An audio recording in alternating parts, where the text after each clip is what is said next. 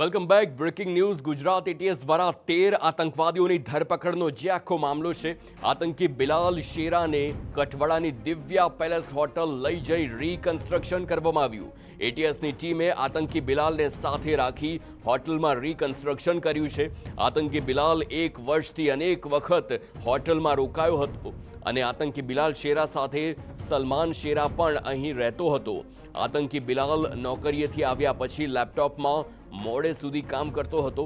બિલાલે અગાઉ આતંકી અમીનને જેહાદી પુસ્તકોની પેન ડ્રાઈવ પણ આપી હોવાનો ખુલાસો થયો છે. આ બધા ખુલાસાઓની વચ્ચે હવે આ રીકન્સ્ટ્રક્શન એ દિવ્ય પેલેસ હોટલમાં કરવામાં આવ્યું છે, કારણ કે આ હોટલમાં તે રોકાયો હતો અને ત્યારબાદ તે મોડી રાત્રે આવ્યા પછી મોડે સુધી કામ કરતો હોય તે વાતના પણ અનેક જે ખુલાસા થયા છે. આખરે હોટલમાં તે કઈ કામગીરી કરતો હતો, કેવા ષડયંત્ર રચતો હતો, કયા રૂમમાં રોકાતો હતો અને ત્યારબાદ શું કરતો હતો, એ તમામની ડિટેલમાં તપાસ કરવામાં આવશે. રીકન્સ્ટ્રક્શન આ હોટલમાં કરવામાં આવ્યું છે અને ત્યારબાદ હવે વધુ ઊંડાણપૂર્વક તપાસ.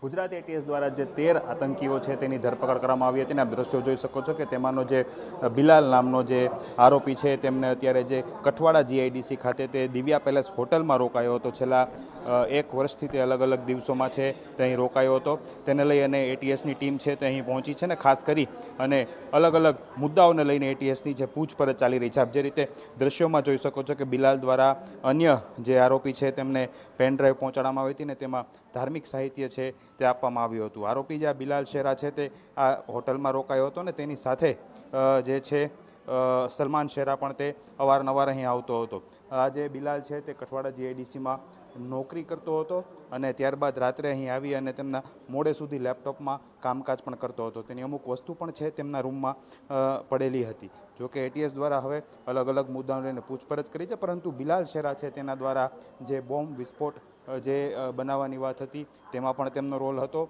અને તે અહીં છે તે રોકાયો હતો. હવે અહીંથી શું શું પ્રવૃત્તિઓ કરતો હતો, કોના કોના સંપર્કમાં હતો, તે તમામ મુદ્દાઓને લઈને એટીએસ દ્વારા તેમને સાથે રાખી અને વિગતવાર પૂછપરછ કરવામાં આવી છે અને જે છે તમામ મુદ્દાઓ છે તેને લઈને વધુ તપાસ હાથ ધરવામાં આવી છે.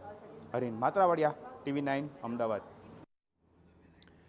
તો હવે વધુ તપાસ અને પૂછપરછ ચાલશે, પરંતુ અત્યારે રીકન્સ્ટ્રક્શન કરવામાં આવ્યું છે એ જ હોટલમાં કે જ્યાં આતંકી બિલાલ રોકાતો હતો, દિવ્ય પેલેસ હોટલ. અગાઉ પણ એ વાતનો ખુલાસો હતો કે આતંકી આ જ હોટલમાં રોકાઈને મોડે સુધી લેપટોપમાં કામ કરતો હતો.